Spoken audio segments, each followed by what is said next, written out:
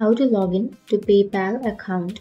So if you want to log into your PayPal account, then first of all open up a browser and then go for the search bar and search for PayPal. And after searching here, you will have www.paypal.com on the first search. You can simply click on that. And now you can go for a login, which is here on the upper right. So to log into your account, first you need to enter your email or your mobile number.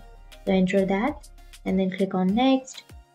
But if you forgot your password, then you can simply go for forgot password. Click on forgot password.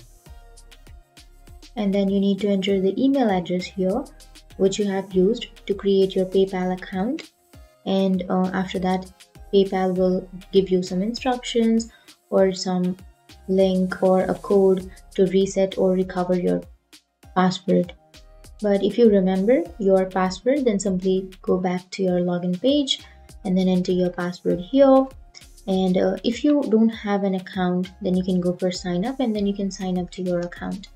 But if you want to log in, then simply enter your email or your mobile number and then your password here, and you can simply click on login. And after clicking on login, you will be logged into your PayPal account. So that's it. That's how you log into your PayPal. And if you have any questions, feel free to comment below. Thanks for watching.